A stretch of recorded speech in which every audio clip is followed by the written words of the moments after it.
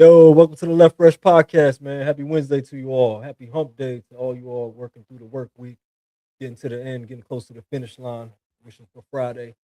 I know I am myself. Thank you all for jumping on the live with me.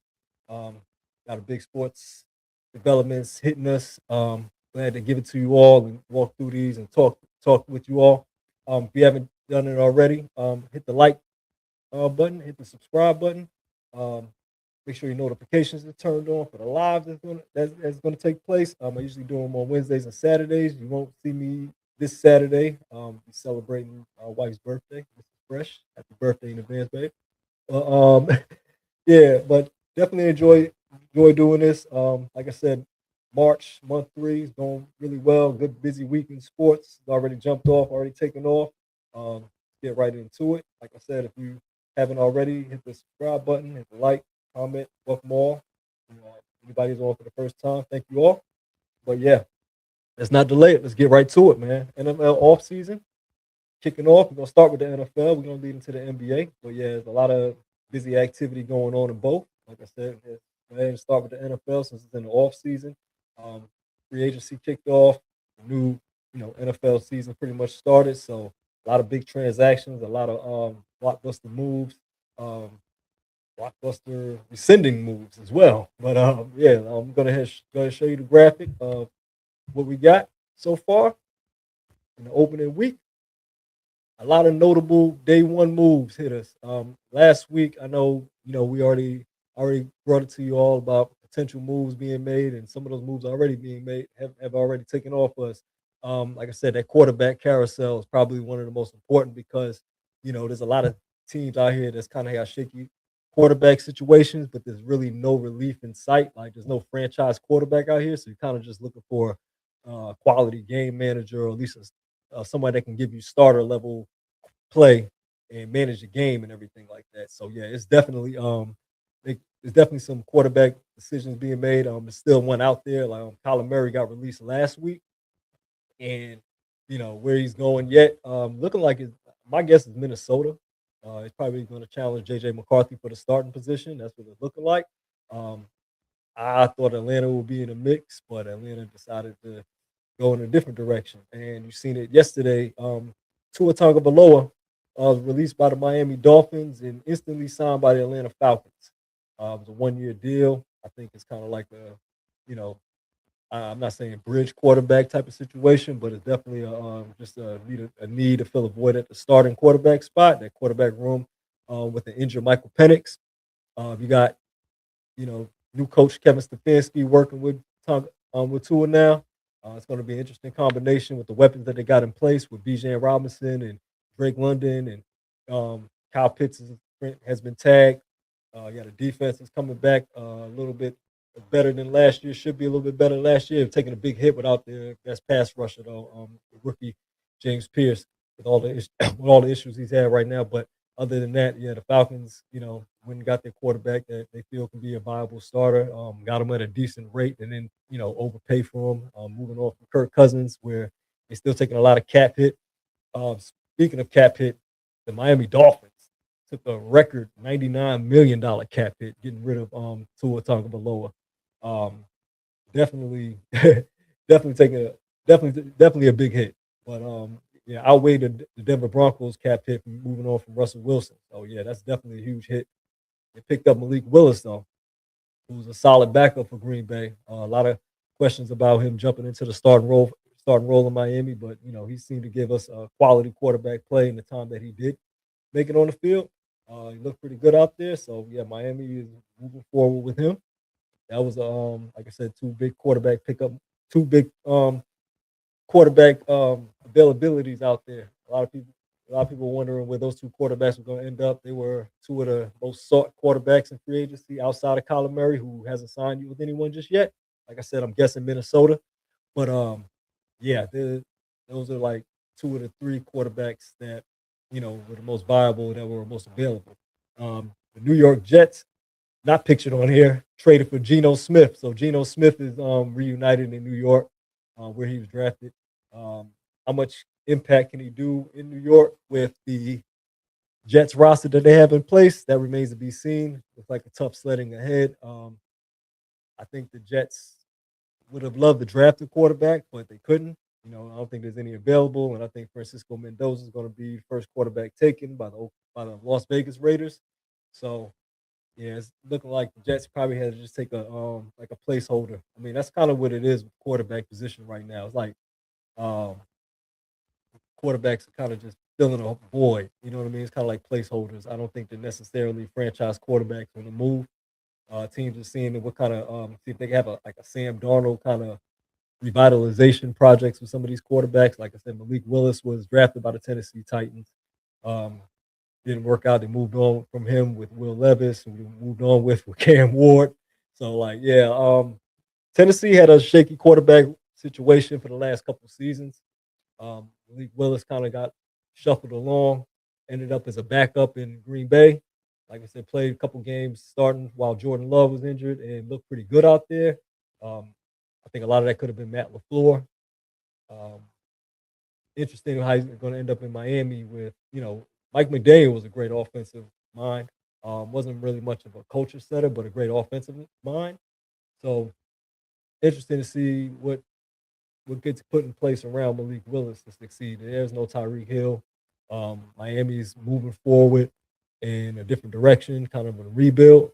So yeah, it's interesting to see if Malik Willis can be a viable starter and how competitive he can have them in a very competitive AFC East. But you got Buffalo Bills coming back with Josh Allen. That'll be interesting to see how they perform. You got the Patriots coming back, Drake May, and you also have Drake May, you have Mike Vrabel. Um, yeah, it's a tough sledding in that division. Really tough sledding in that division. But yeah, it's looking at the rest of the weapons and the defensive players that have been on the move. Kenneth Walker, the third Super Bowl MVP, ends up in Kansas City. A lot of people question letting him go. You know, that's definitely a concern whether he can actually jump in and fill a void for them. But Kansas City, a lot of people think, oh, this is the piece they need to get them back in contention and everything. I agree. The running game was a big void. Patrick Mahomes was running for his life and running for them for the Chiefs as well. They haven't had a viable running back situation, so it's like, it's really going to be an interesting dynamic adding Kenneth Walker. They're going to have to rely on him a lot because Patrick Mahomes should be back actually miraculously towards the beginning of the season. Like they're anticipating him being back miraculously by week one. But even if that doesn't work, even getting him back in the groove of everything, as far as the recovery, Kenneth Walker's going to be relied upon heavily. That was a good pick though, because I mean that was a good pickup for them because there was no guarantee they were going to draft Jeremiah Love. That Jeremiah Love was going to be on the board for them to draft. So yeah, they definitely had to get a running back, and they got the Super Bowl MVP. So that was a good move by Kansas City. I'm not sure how far it puts them back into contention. I still think they're probably a year away. They still got an aging roster around them. Um, I think another good draft class, or perhaps hitting on draft picks in this class, could probably speed that up as well. But I think Kansas City can definitely retool. I'm not sure how the time frame is going to be within a year or not. So yeah, it's going to be an interesting situation there. That's a good pickup for them. Tyler Linbaum ends up in Baltimore, quality offensive lineman. Um, Definitely a good blocker there, and definitely can be used. Michael Pittman Jr. He's a veteran receiver. Pittsburgh Steelers picked him up. I'm interested to see how that's going to work with him and DK Metcalf because they kind of like the same receiver. I think they kind of like need a speed receiver more so than another big physical receiver. But Michael Pittman is he's a solid veteran receiver. It's a good pickup for them. I mean, the only question now is what's their quarterback situation. I think they can be looking at Kyler Murray as well, while entertaining Aaron Rodgers possibly for another season or everything like that. So I mean, yeah, that's definitely gonna be something to watch. That AFC North definitely going to be an interesting dynamic to it. Why? Because the Baltimore Ravens made a splash trading for Max Crosby and then rejecting the trade because he failed the physical.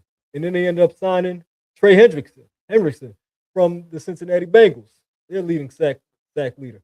So, you know, I'm not sure if Baltimore was aiming to try to get both of them. I'm not sure if they could have actually pulled it off anyway with the salary cap and everything, but they needed a pass rusher. They went for a pass rusher and they got one way or the other. Max Crosby would have cost them a lot of draft picks, but instead they just paid the money for Hendrickson. And I mean, it was actually kind of a good way. It was a good move either way. Either way, they could have went with either one of those. The two elite pass rushers, um, high production as far as sacks go. Baltimore's defense was atrocious last year, so picking up a pass rusher was definitely necessary. And they actually landed one, so that was a good move for Baltimore to get back in the mix in that AFC North. Scary for the Cincinnati Bengals because they lost their best defensive player, and he's going to be chasing around their quarterback for 2 games next season. So yeah, that's going to be interesting. You look at the head-to-head match. You look at the comparison between the two. I mean, not too much of a difference. I mean, you know, Trey Hendrickson got a little bit more sacks, forced more fumbles. Max Crosby had some All-Pro seasons as well. You really couldn't lose with either one of them. Like they needed an edge rusher, and they picked one up, and they actually made the move. So, salute to the Ravens. I mean, hope we don't have them on our schedule, but it's going to be a very interesting. It's been a very interesting offseason so far. I'm going back to this graphic here, the rest of the notable moves. Travis Etienne Jr., um, quality pickup for the New Orleans Saints. Alvin Kamara is kind of like at a aging at this point at running back for them. Didn't had a pretty much beat up with injuries. It's kind of usually the sign of a downward slide. So picked up a young back, Travis Etienne Jr. I think that was a good move for them. As far as the Saints can add another running game to Tyler Show, be a good. Yeah, that was a good pickup for them. My Giants picked up Isaiah Likely, good pass catcher at the tight end position. Jackson Dart needs another weapon. Malik Neighbors coming back, Scatterbull coming back, but yeah, definitely needed a tight end. It was a great pickup. I like that one. I like that move for us. I like that move for us. Need a tight end. Um, the Eagles lost two of their defensive players. Reed Blankenship went to the Texans. One of their safeties. They still got Quinyon Mitchell. They still got Dejon Cooper, Cooper Dejon. Sorry, and their secondary is still pretty good, but they're gonna have to pay them as well. They're getting expensive in Philadelphia. He lost Jalen. They traded for Jalen Phillips and couldn't bring him back, so he went to the Carolina Panthers on a pretty good defense and is going to get better with Jalen Phillips added to it. So you know, yeah, busy moves right now. Busy transactions. Yeah, Mike Evans though, veteran, legendary Tampa Bay receiver, long-standing streak, 1,000-yard season, Super Bowl win. Uh, should be a first ballot Hall of Famer in my eyes. Going to San Francisco, a lot of years, a lot of run. It's a question of how much tread he has on the tires. I think San Francisco needed something after the Brandon Ayuk deal fell through for them, kind of, Brandon Ayuk being hurt and everything. Picking up a veteran receiver, you know, I'm not sure if he's going to give them that speed over the top that they need, but he can definitely make some big catches. Another veteran weapon for Brock Purdy. It's a matter of whether Mike Evans can stay healthy at this point in his career. But I mean, no denying what he's done. Sometimes a good presence in the locker room is all you need as well, too. So, he had a great run in Tampa. He had a great run in Tampa Bay, legendary run. I'm pretty sure, he's being seen off in appreciation. But yeah, great. You know, these are the notable moves that have been made on day one. Like I said, there should be some more moves being made tomorrow, throughout the week, definitely before next week. So definitely gonna be looking forward to bringing that to you. But yeah, I think one of the key highlight moves is definitely seeing Tua in an Atlanta Falcons jersey. I think the Falcons is kind of like one of the more interesting destinations for a free agent quarterback. Because they had a void. They moved on from Kirk Cousins. Like I said, Falcons have weapons in place. You got an elite running back. Bijan Robinson is probably the best running back, second best running back in the league, or top three. Whoever you want to debate him as, he's easily one of the best. You bring back Drake London. You brought back Kyle Pitts. Tua's got a lot of injuries, a lot of concerns about injuries. Um, Miami moved on from him. Took a $99 million cap hit to move on from him. But the saving grace for the Falcons is this is a 1 year thing. You know, it's 1 year. It's not a very expensive deal. You know, I think they can actually make a move here. They can make a move towards next season as far as the NFL draft, as far as a much deeper rookie class of quarterbacks, anticipated wise at least. It's anticipated that next year's rookie class of quarterbacks should be better.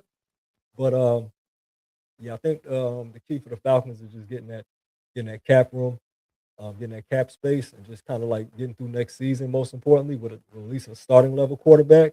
Um, Pardon me, but Michael Penix still injured, so we don't know the recovery or the timetable. And even then, we still only have a very short sample of a young quarterback, a quarterback that really just finished up his second year. I mean, a portion of his two portions of a rookie season, basically. So the Atlanta Falcons really don't have an answer for what Michael Penix actually is yet, if he is their franchise quarterback.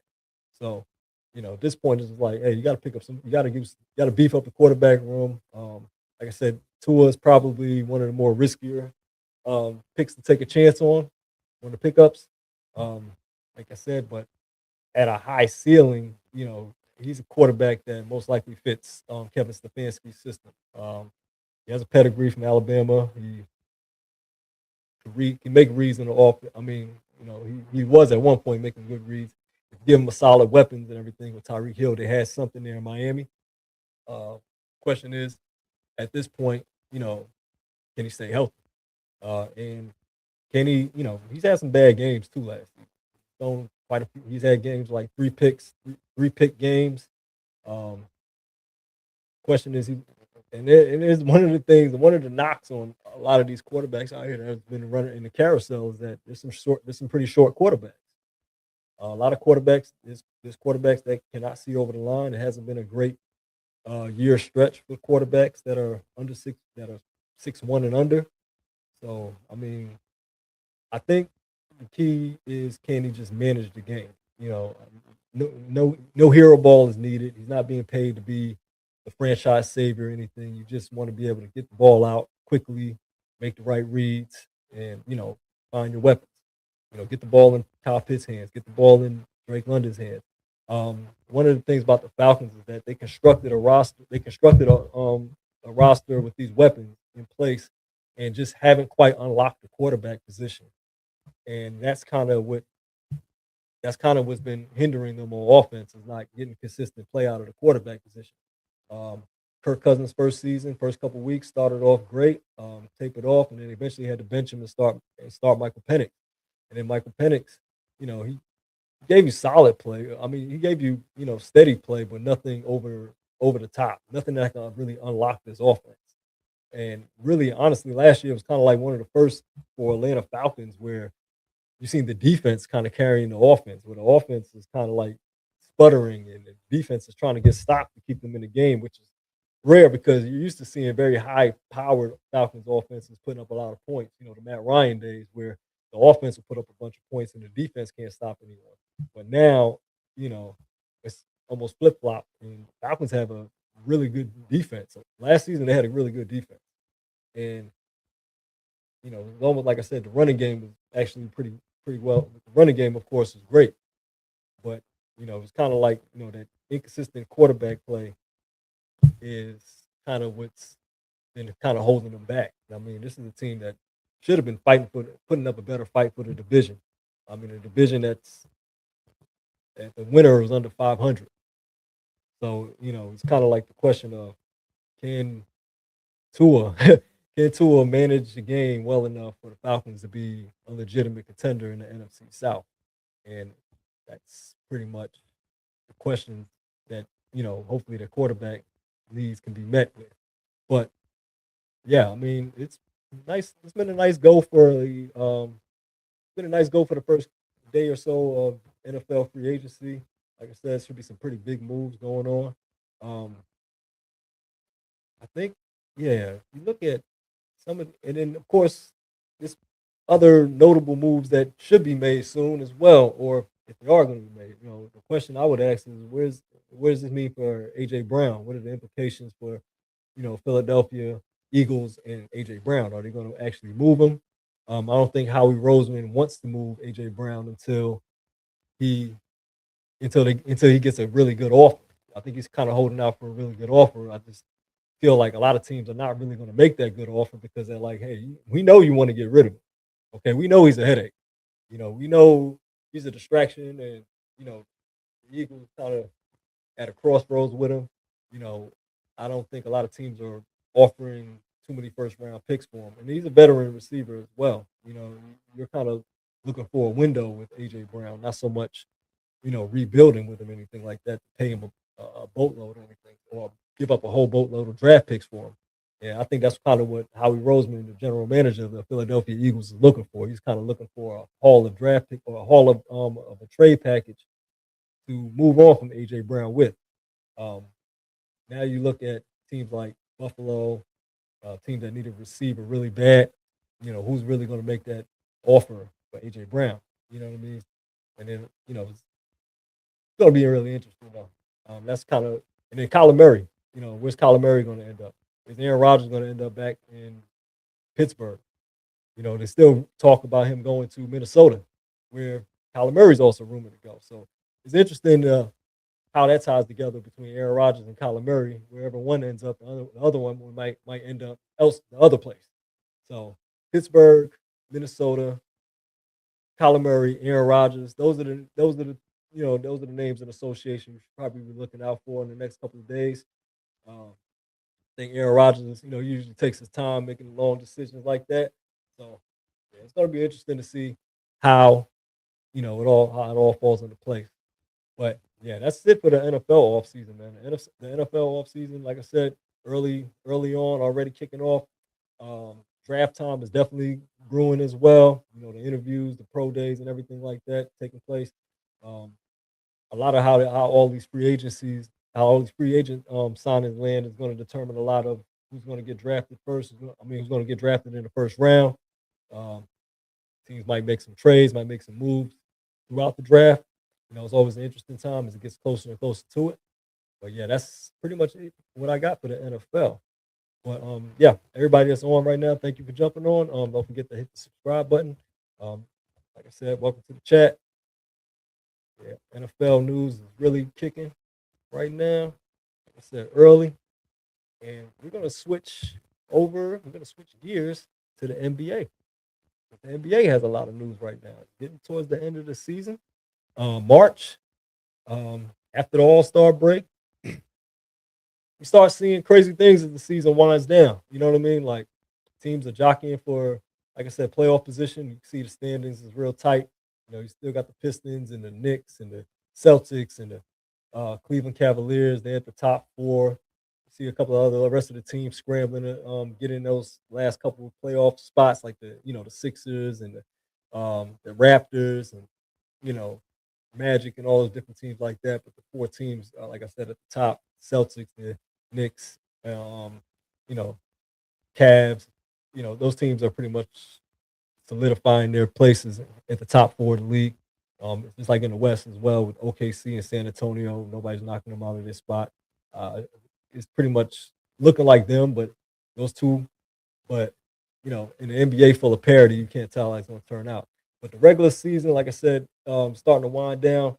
You see teams where, like I said, you hear about the tanking, of course. You hear about all the complaints are starting to will dwindle away by the playoffs. The lack of defense and the 3-point shot and the oversaturation of threes.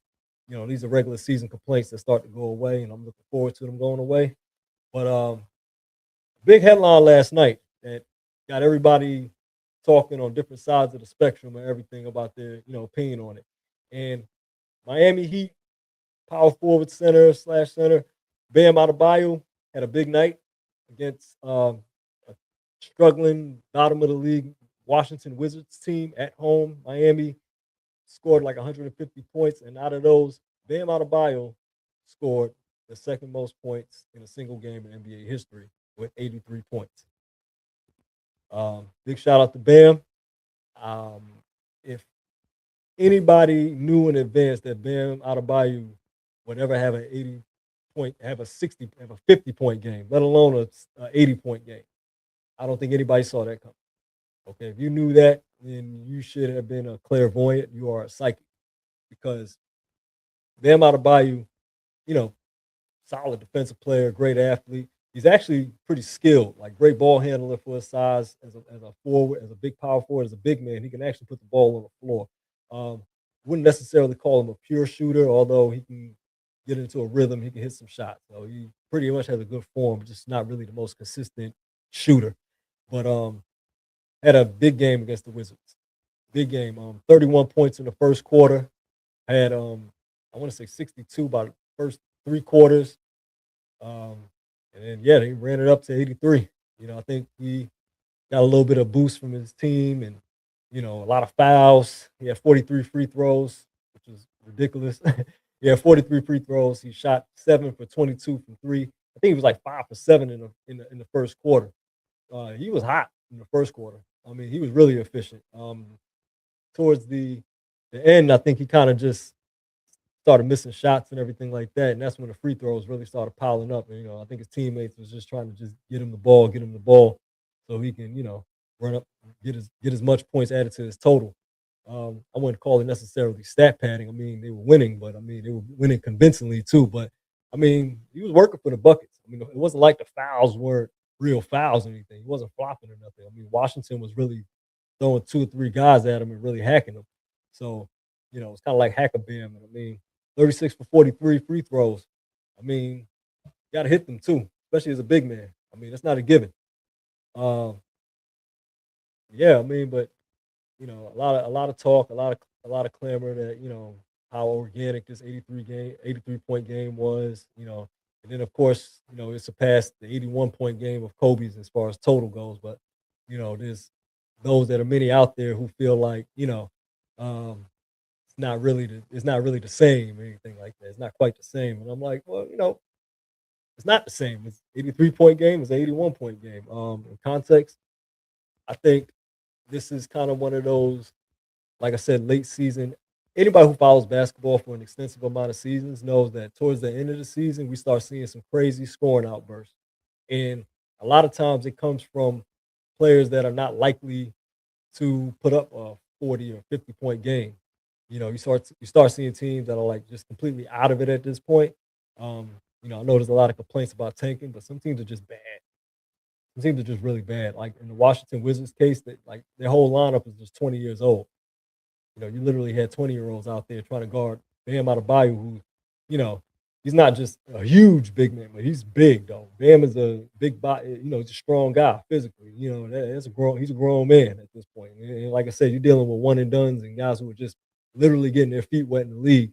You know, Bam just kept getting the ball, they kept feeding him. I mean, and yeah, Eric Spoelstra added a little something, fouling late in the game to stop the clock so that Bam can get more opportunities to score. But you gotta take advantage of those. I mean, listen, I remember, how much of an outcry was about David Robinson when he won the scoring title with a 71 point game against the Clippers. How, a lot of people were complaining that the Clippers were a bad team and, you know, David Robinson and the Spurs were just running it up so he can get the scoring title and everything like that. I mean, listen, here's the truth that a lot of people don't want to accept. Okay.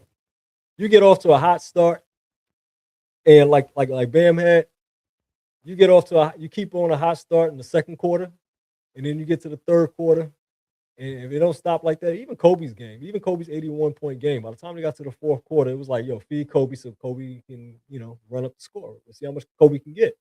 It became a spectacle at that point. This is not new. A lot of revisionists thought like, oh, every high scoring game like this was organic. No, when you got a hot hand, your teammates are going to feed you, and even the opposing team is like, hey, how many points is he going to score? I mean, we're going to try to stop him, but how many points is he really going to put up? And honestly, that's pretty much every high scoring game. Like I said, going all the way back to David Robinson, scoring hitting the scoring record, you got a little boost to get that 71 points. So, the 80 point game, the 81 point game, Kobe didn't need as much free throws. I mean, Kobe was just on a heater. He was throwing flamethrowers and everything. But hey, everybody knew just feed him the ball though. Nobody else was worried about getting their shots at that point. It became the spectacle of wow, how many points can my teammate Kobe get? Like I said, even the opposing team, like, no, he's not. But we got to stop him. But it's like, what can you do? And that's kind of like the case that kind of happened with Bam. It's kind of a rare. And I mean, I get it. It's Bam Adebayo. You know what I mean? Like Bam Adebayo is nothing wrong with Bam Adebayo, like in any way, stretch of any way, shape, or form. You look at his career numbers: 20 points per game, 9.8 rebounds. Oh, that's this season. Career 16 because he was a younger player and everything like that. He had to develop, but I mean, this season just 20 points. He's almost a double double guy. So it's not like Bam Adebayo is a bad player. He's a 3-time All Star. He's 5-time All Defensive. That's one of his. That's one of his. That's what is pretty much his. What he hangs his hat on is pretty much being a great defensive player. So I understand, like, hey, 83 points is egregious for a guy who barely averages 20 points a game. He's not really particularly known as a scorer. It's not like I think if Kevin Durant ever scored 83 points a game, if Steph Curry scored 83 points in a game, everybody will marvel about it because that's their tendency. In this case, is met with this in Bam's case is met with a lot of skepticism because it's just not considered a tendency of his to run it up. A lot of people, I remember Asia Wilson was in the audience as well, and he said this was her first game watching, her first time making it to a game. So, I mean, I can't just attribute all of that to Asia. I mean, I'm pretty sure he loves his woman and all that. And, they can do that, but I mean, you know, it's a combination of components. It's not just cut and dry. It's just Bam was on a heater. No, it's hardly ever that. Somebody's on a heater with a combination of playing a bad team. Like I said, going back to David Robinson. Clippers were one of the worst teams in the NBA. The Toronto Raptors were one of the worst teams in the NBA when Kobe Bryant put up 81 on them. Okay, you don't really put up those type of numbers on great teams. I mean, you're not doing that on OKC. You're not putting up those type of numbers against the Spurs. So naturally, when a when a good player plays a pretty bad team, you can pretty much expect them to run it up. However, this is egregious. I will say that it is, like I said, 83 points is probably the crazy part about it was that how high it got because we've seen, average players go off. You know what I mean? We've seen average players go off. Bam is not an average player. He's better than average. He's really good, actually. Just not a very known, defined scorer like that. He's not a 25. He's not even a 25 per night scorer, which is usually when you get to the 50s and 60s. When you get past 60s, I mean, that's usually players who average well over 20 points a game. I mean, well over 25. Like I said, I don't think there's any player that averaged less than 25 a game that ever had as much points as, even so much as a 60-point game. But as far as players who average less than 25. But that's an interesting concept though, because I'm gonna show you some of the most unlikely 50-point games. And like I said, here's players that were pretty much average in the league or just unlikely to score 50-point games. If you look back in time, like, Malachi Flynn, like 2 years ago for the Detroit Pistons. Remember, he was a bench player that put up 50. You know, Terrence Ross, even back in 2014. So a lot of people think this is like a new era thing. No, it's not. It goes back. It goes back. Terrence Ross in 2014 had 51 points. Also, Corey Brewer had a 51-point game in 2014. So I mean, yeah, we talk about uncharacteristic, big nights from players that are considered, these guys are not even Bam level. At least Bam got a more resume than these players. I mean, Andre Miller was a great distributor, right? Known point guard, not known for a great shooter or a great scorer. He had 52 in 2010. Tony Delk was a shooter. He was a flamethrower, so I can understand he had a hot night. But 53 in 2001, like I said, these players aren't exactly these players are not even Bam level, and they put up 50. In an inflated scoring era, you know, yeah, I mean, you're going to see a lot of big nights. I think last season, remember last 2, 3 seasons, you've seen Carl Anthony Towns have a 70-point game. You've seen Luca had a 70-point game, which is not really surprising. Damian Lillard had a 70-point game. That's, like I said, not the most surprising either. I believe Donovan Mitchell. See, those guys are known flamethrowers. All right. In other words, known guys who can get hot and score at any time. Bam is pretty much known for, like I said, lockdown defense, hustle, rebounding. Actually, a really good ball handler, though. That's what I'll say. That's what I'll say about Bam.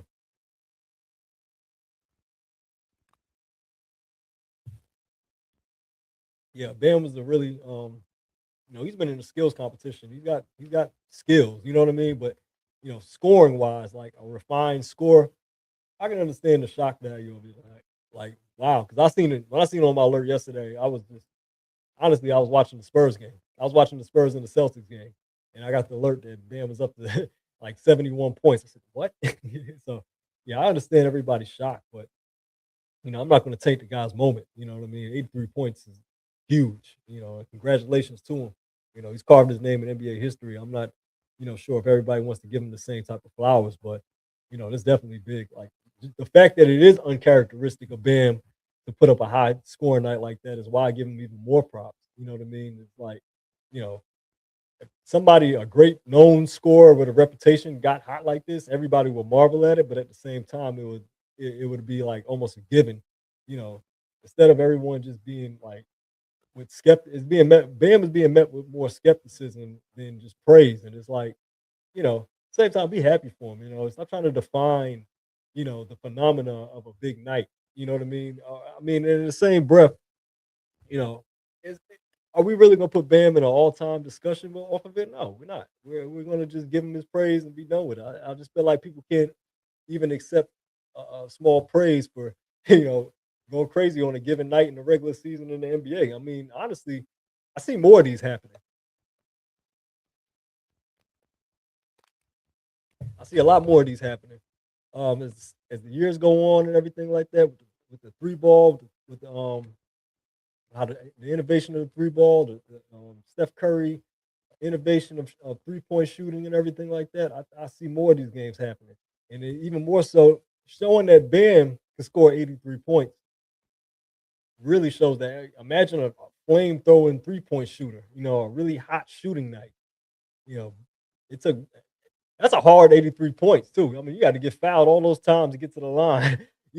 It's not like you're just pulling up for three, just going hot. You know what I mean? You're in the trenches getting, I mean, I understand Bam is built for contact, but yeah, Bam in there taking all the contact, getting to the line and everything like that. I mean, it's actually pretty impressive in my opinion. I mean, as far as the physicality of it, I know there was little tactics and everything to stop the clock, and you know, people don't like the idea of so many free throws. But like I said, a big man knocking down that many free throws is impressive. I mean, not every big man is given to knock down 36 out of 43 free throws. Like I said, taking all that contact, getting to the basket, that's not easy work either. That's like the prime example of telling people your job is easy or something like that. You know what I mean? Yeah, what's that, organized chaos? Yeah, I don't understand the foul complaints. They fouled him and he made the free throws. Yeah, I mean, Bam plays a physical game.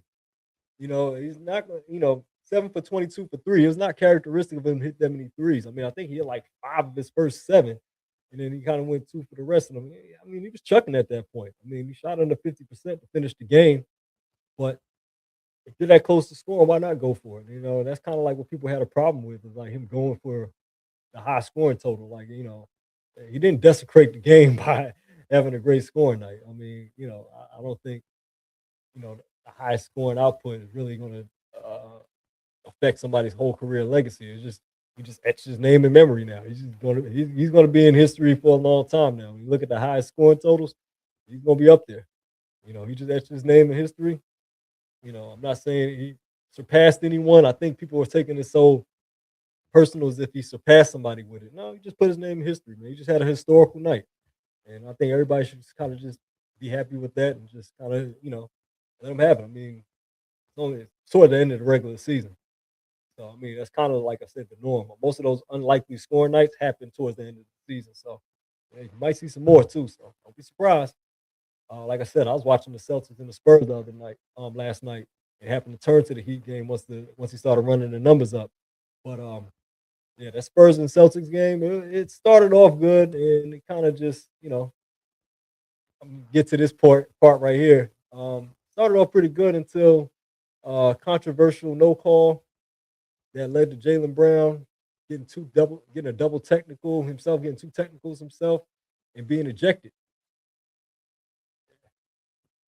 What's that? Yeah, people being sensitive because Kobe died. It's not erasing. It's just adding Bam.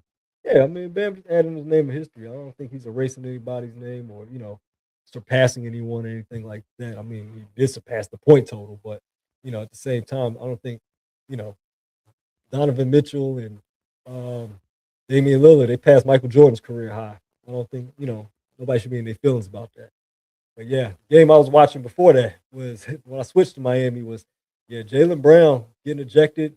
Um, did get pushed off a little bit by Stephon Castle, maybe a hip check, maybe.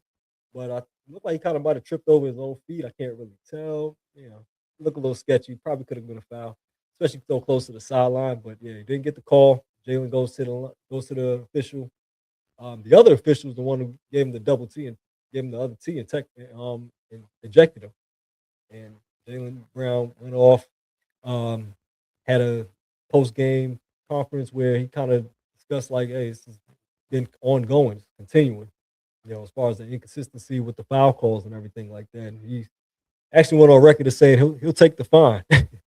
So I mean, he just wanted to stand up and say it and get it out there and willing to stand behind it.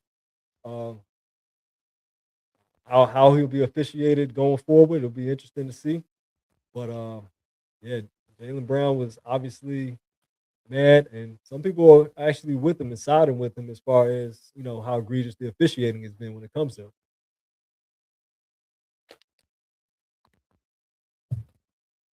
But I will say this: it wouldn't have made a difference if he played or not. I don't think they were beating the Spurs last night. Wemby was on a heater. Wemby hit eight for 15 from three. If Wemby's hitting that many threes, the Spurs are most likely winning. Okay, because you really at that point, that's when I feel like you can't do anything with Wemby. There's one thing when Wemby's around the basket, he's already unstoppable around the basket almost. He's the post moves, the finesse moves, and everything. But when he gets on a heater from three and you can't block it, and he's on rhythm and everything like that, yeah, the Spurs look like a championship team. And I know I know I don't want to jump the gun to say it because they haven't won a playoff series yet. They're young, they're inexperienced, even though they got Harrison Barnes who won a championship ring. Um, yeah, don't sleep on the Spurs, man. I mean, that was a big win. I know Jalen Brown was out. It kind of tainted the victory a little bit, but yeah, I don't think it makes a difference when Victor Wembanyama is hitting threes at that rate and that efficiency. You know, he's looking like he's playing MVP style ball. And then Stephon Castle, um, people don't like it. They don't like the hands and the physicality. It's kind of like with Lou Dort, but Stephon Castle's playing some top notch defense. All right, the effort is there. That defense on the perimeter, that's kind of like the X factor for the Spurs. I mean, we know what Wemby's going to do defending the rim, but Stephon Castle on defense is playing like he's playing all NBA defense, and you know that's I think it's frustrating a lot of players that he's on. A lot of kind of the mark of a great defensive player. I don't think there's a great defensive player in history that offensive player wasn't frustrated with. Man, that's kind of like what he's like doing unapologetically. Which you need that against OKCs, or deep playoff runs, neutralizing that wing player, that player on the wing, that guard, or and then like I said, you're not making it any easier for them when you got Wemby at the rim. So yeah, a lot of frustration from Boston yesterday. I mean, like I said, um, big win for San Antonio. I think they won I think they only lost one game in the last 10. So they back on rhythm after losing in Madison Square Garden. Yeah, I'm not. You gotta look at the Spurs any team. Like I'm not looking at them as a team that if they win a playoff series, that'd be great for them. It will, but it's not far fetched for them to make a run this year, even in their first year. When you got a generational talent like Wemby, and you got players around him like Stephon Castle, you got De'Aaron Fox and Vassell, and you got shoot. I mean, 3-point shooting is probably not their strong point. I don't think any team there is an NBA team that isn't flawed, but I do think that San Antonio at this point, like, hey, start looking at them for real, man. They're a threat, man. I think they've seen everybody there is to see, and they can beat anybody there is to beat in the NBA. I mean, I'm saying they can't be beat, but yeah, they look tough, man. But yeah, that was the game I saw last. That was the game I was looking at last night.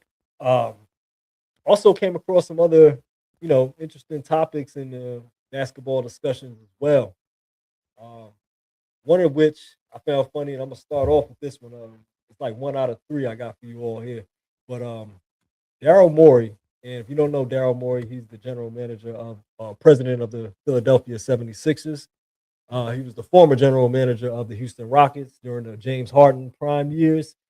He also went to Philadelphia after James Harden left, and then eventually got James Harden to Philadelphia as well. Um, one of the key things about Daryl Morey that many people should know, if they don't know, is that he's one of the real advocates for advanced analytics in the NBA. And if you don't understand how analytics ties into the NBA world, um, he's one of the main proponents of threes being more than twos. Um, we all say it's the Steph Curry, the Steph Curry era, the Steph Curry effect, as far as everybody, wanting to, use the three ball as part of their attack. But Daryl Morey, he was big on analytics, like I want to say about a good portion of 20 years. Um, these years in Houston, he was real big on analytics. He played with the small ball lineups in Houston. Um, he was always a proponent, like to say the three ball attack. Pretty much making sure that, James Harden was initiating the offense and, you know, pretty cool with James Harden letting it fly from the three ball area as well. You know what I mean? During this era, he's been one of the main people behind the scenes, pushing for analytics, advanced analytics into strategizing and creating lineups. So it's interesting to him to make this quote, which I'm about to read right here. It says, Philadelphia 76ers president Daryl Morey says the NBA is unbalanced and that the three-pointer is worth too many points.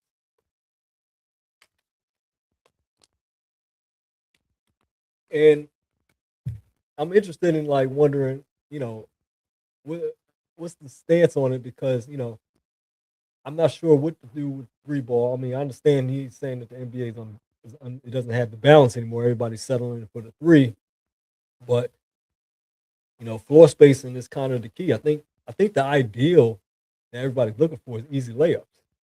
And once teams start rotating and zoning and closing off the lane and double teaming and everything, at that point the three ball becomes available. And I mean, it's kind of ironic. Like it's kind of an ironic quote coming from Daryl Morey. Like I said, he's kind of championing the three ball for him to say that now is unbalanced. And I understand that it probably has lost its balance a little bit, but I wouldn't say so necessarily just yet. I still think especially come playoff time. I think actually the mid range becomes more effective. The mid range comes more into play around the playoffs as the game slows down and teams close out on the three a lot better. You start playing better defensive teams. Teams that don't just let you fire away from three. Know how to close out and limit. On defense. I don't think that that balance, that imbalance will still be there come playoff time. This is kind of another one of those, like I said, a regular season complaint. I'm just surprised that the quote actually came from Daryl Morey of all people. But I think he's probably at a point where, like I said, he's probably at a point where he's probably thinking, hey, it is unbalanced, but at the same time, I'm not sure what the answer is with the three pointer being worth too many points. I think the three ball should be a reward for shooting from a further distance. I'm not sure what else can you really do with it, you know. So, Daryl Morey really took an interesting stance on that one right there. But another interesting suggestion that came from an interesting place as well. On Shaq, it says 0 teams have gone to the NBA championship under the leadership of Daryl Morey. Yeah, exactly. And that's another thing with Daryl Morey. It's kind of like he's champion for analytics. The skepticism with him is like he has not yet constructed a roster that can even. I mean, I don't even think he's even gotten to an NBA Finals. I don't even think he's constructed a roster that even went to the NBA Finals. And like I said, he's a very smart guy. He's an MIT guy. You know what I mean? Ivy League guy. I'm MIT. Studied advanced analytics, knows what he's talking about as far as the advanced analytics. It just hasn't translated to the roster construction that is necessary, to make that jump to an NBA Finals team. Like I think the small ball lineup he tried to do in Houston with Russell Westbrook and James Harden. I was skeptical about that from the jump. I didn't think that really had any sustainability. And now I think the issue here is that, a lot of big man players come back. I think that, wing play, of course, is a need I mean, a lot of teams now are demanding wings, especially on the 3 and D side of things. But I think that's also because teams require big men that still a scarcity of. It's still hard to find an elite big man. So, or at least a big man that actually has the overall skill set and everything else that goes along with it. I mean, it's tough to find a Giannis or a Jokic on every team and everything like that. So, I think the wing is kind of become higher demand. But yeah, roster construct. Yeah, I think in this case, Daryl Morey had like PJ Tucker starting at center at some point in time as well. So yeah, yeah, I think a lot of teams that he's put together, he was a big advocate of the three ball, and you know, kind of turning on it a little bit. It's kind of funny, but yeah, another quote that Steve Kerr has made, and he's kind of alluded to this a couple months ago about why players are getting hurt, the space and pace, which is kind of what Daryl Morey was speaking to, the imbalance. But this is why, because the modern game has more about pacing the game up very fast, very fast paced game, a lot of possessions, spacing the floor. Teams got to cover a lot of ground really fast as well in that pace. Um, and he's kind of spoke on it as to why it's leading to all the Achilles tears. And, you know, the style of play in today's game is more taxing on the limbs and the tendons of NBA players than it was, you know, in the earlier days. But I would say the fastest pace is probably in the 60s, possibly. 70s had a pretty fast pace in the 80s. I think the pace really just slowed down mostly in the 90s and the 2000s.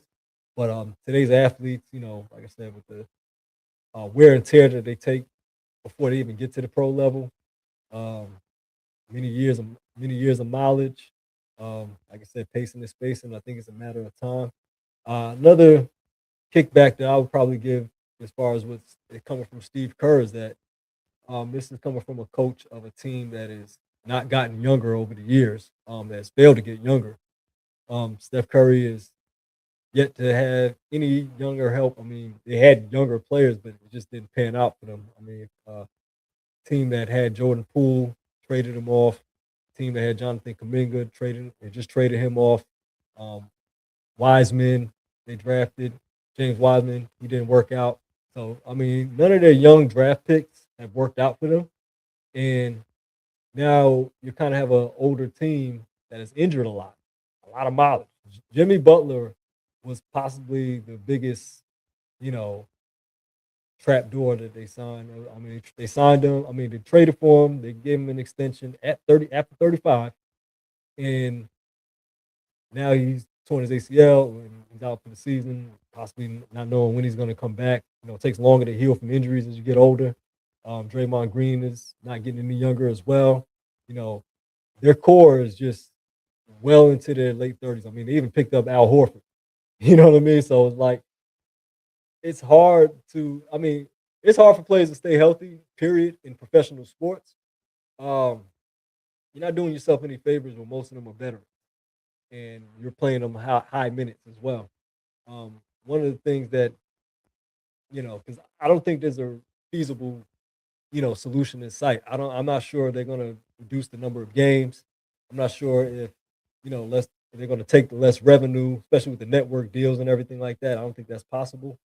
But if you take a look, I mean, yeah, everybody's injured almost. Almost every star is injured, but teams are still winning without stars because they have depth.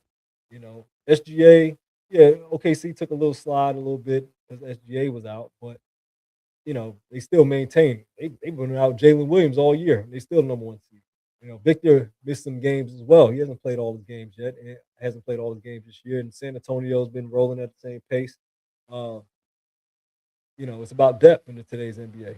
If you want to maintain your stars, a lot of people are objecting to load management, but at the same time, you wouldn't have to necessarily low manage if you had depth. You look at the Denver Nuggets. They struggle a little bit without Jokic. I mean, they're kind of struggling with Jokic back, but they're a lot better than they were last year without Jokic because they have young depth. They went with their younger teams. They went with their younger players, and that can transition out how that can transition to the stars getting the rest that they need without necessarily having to sit them like whole game. Yeah, international players play the same amount of games internationally, the same amount of injuries with less recovery time. Yeah, and I mean honestly, because those international teams don't rely on a superstar to play 35, 40 minutes. I'm not sure the NBA needs to play less games. I think, your stars need to probably play less minutes. Not necessarily missing games. I mean, there's some games they're probably going to have to sit anyway. You know what I mean? The medical staff is already, medical staffs are already just overriding a lot of teams, a lot of players' decisions and saying, "Hey, you have to sit." So, I mean, it's not really the players, but preserving players can be a lot easier if you use your depth. In today's NBA, depth comes from draft picks. You have to hit on your draft picks. Golden State is not hit on their draft picks.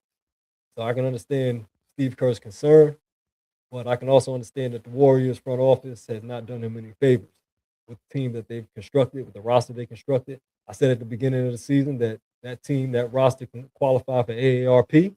Um, the younger players, like I said, you're a young stud. You trade him. You didn't have any use for him. You said he had no value. He's out there in Atlanta, putting up numbers. So I'm not sure what the Warriors are going to do. I mean, Steph's out for 10 more days. I just got the alert earlier today. So yeah, the Warriors are in a bad spot. I mean, and honestly, I can understand their concerns more than anybody else. But I don't know if less games are going to do it because it's basically saying, "Hey, my team is too old to make it down the stretch of the 82 season." Listen, some of these younger teams are not having that complaint, and that's kind of how you know you're going through a changing of the guard. You know, back then you only needed three real superstars. You used to having three real superstars and a bench, and you can sit them and everything like that. Now you got teams that can pull 6 or 7, 8 men off the bench. You got guys that come off the bench can put up big night, put up night, have big nights, can have big nights. So you know, you got to go younger. That's my only advice for Steve Kerr. And finally, um, if you saw some of the segments of Michael Jordan's interviews on NBA on NBC, he had a deal with the NBA to do a couple of interviews, which kind of got cut short. But they did manage to get an interview with Mike Tirico, Mike Tirico, and they've been kind of like releasing segments of it at a time. Um, Earlier this week, the segment was released with Mike Tirico talking with Michael Jordan, and he asked him about the GOAT debate, and Mike responded kind of in the kind of the crux of it being what this quote is right here. It just doesn't exist for me. Michael Jordan's kind of always taken a more diplomatic approach to greatest players of all time. He doesn't want to disrespect eras. He said he never got to play Jerry West or Oscar Robertson. He always wanted to play against them, but he never really wanted to just catapult himself above them without necessarily playing them. And he also said, he would have loved to play with LeBron and Kobe as well. So, Mike being a competitor that he is, but he also um, I'm pretty sure Mike's a confident guy as well. You know what I mean? He's one of the best trash talkers in NBA history. But he's always kind of took that stance about, respecting other eras and everything like that. And one of the extensions to this, one of the extensive quotes, another quote that he said in that interview, yeah, good response that everyone was great for their era. Yeah.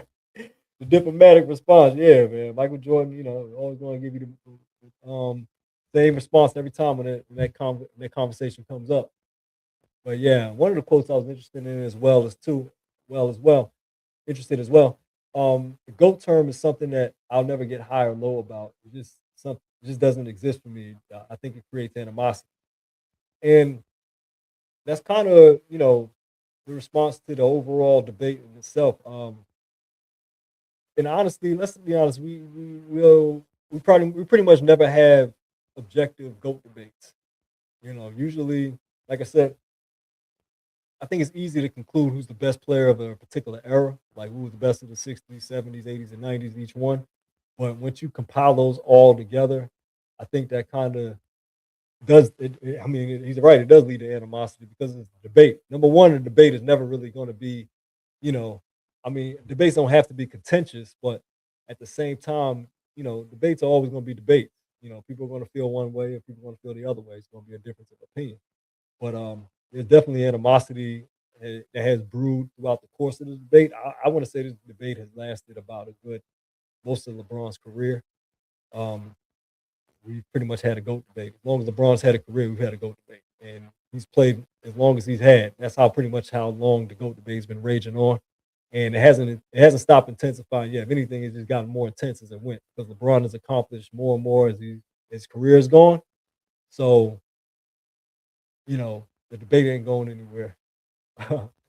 Organized chaos. You said, I hope this shuts Braun fans up. No, it's not shutting anybody up. That response is not shutting anybody up. It's just intensifying the debate even more. Um, because people are gonna make their stance. There's people out here that really feel that LeBron James has surpassed Michael Jordan. There's a wild card out there that feel that Kobe's, the most skilled player ever. There's those who feel like, hey, Mike's still the GOAT. You know, that it's only going to be so objective.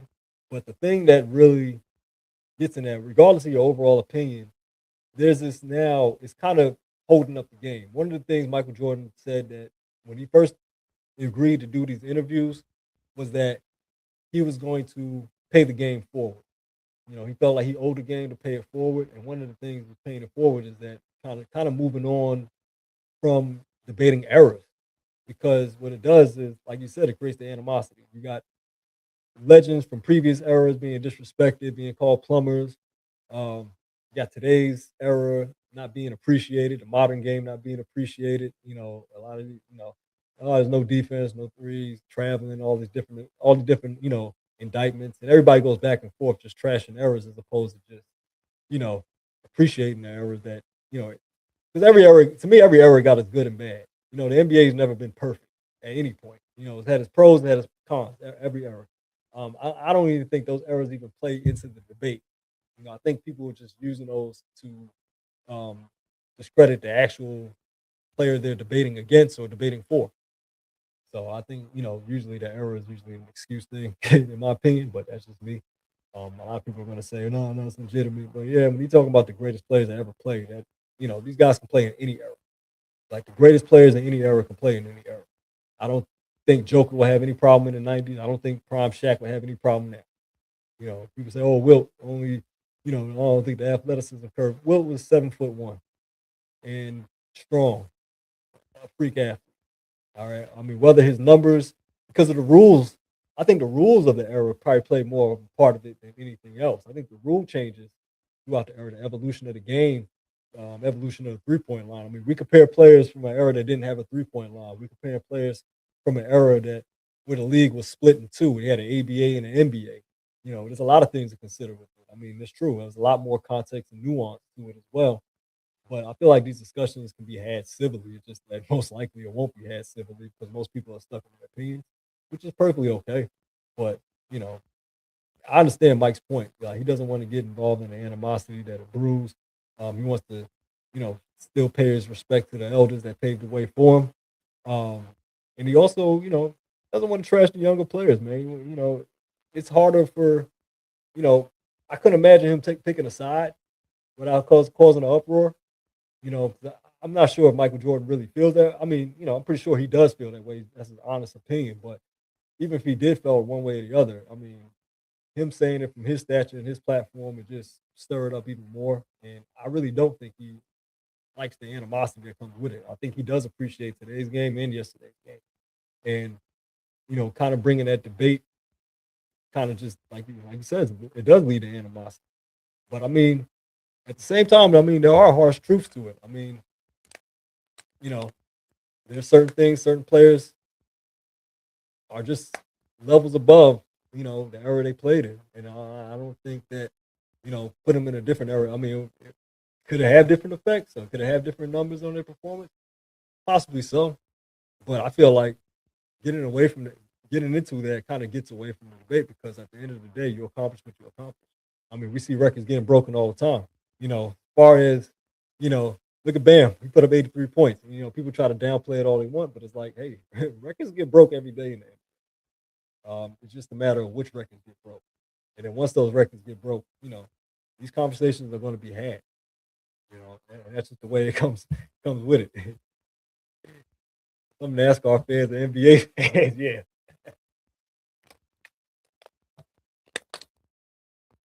And I mean, it seems like Mike is winning in both. I mean, NASCAR, NBA, yeah, Mike is always finding ways to win, man. I mean, but Yeah, I mean, I don't think a GOAT debate is necessarily a bad thing. Um, I do think it creates animosity, but if it does, I just feel like you're not doing that GOAT debate thing right. It shouldn't create animosity. I think, you know, basketball discussions are to be had. I mean, information, research, and data is not necessarily a bad thing. I think it's making everybody dig and research and, really appreciate the game. I mean, I think, you know, you would like for people to use it for productive points or, points that, don't disrespect anything. But at the same time, basketball fans are basketball fans. We got all this data, we got all this information, and people are going to make their points. And I think we're just kind of too far into the sports media world to where it just dies down. Um, and there's going to be other great players that come into the league. And when they do great things, it's going to be time to have that discussion. That's just the way the world, that's just the way the league goes. I mean, right now we're going into a changing of the guard. When Jordan left, everybody wondered where basketball was going to be once Mike left, even though they had Kobe and Shaq and Garnett and a whole crop of talent. Everybody's going towards this, oh, where we're going to go without LeBron and Steph and KD. And it's like, we got a lot of talent coming in the league, and I think the NBA is going to be in a great space. I think these discussions are going to be had. Like I said, I think we can all appreciate errors and still have our little friendly debates, our barbershop debates, our online debates, all that good stuff. But yeah, that's my time for the evening. All appreciate you all jumping on live. Like I said, if you haven't already, click the subscribe button, like, comment, share, tell a friend to tell a friend. I'll be back next week on Wednesday with more sports news. I'll be back next Saturday with more hip hop news. Like I said, I won't be doing it this Saturday, but I'll be back next Saturday with the hip hop stuff. Good hip hop stuff going in. Should be having some more album releases then. I'm not anticipating the biggest album releases. I'll be back with the hip hop albums, revisiting anniversaries, all that good stuff too. But yeah, I'll be back definitely next Wednesday to discuss sports and see where the next development takes us. I hope you all have a great night. Thank you all for tuning in. Left Fresh Podcast signing out. See you all next week. Great night.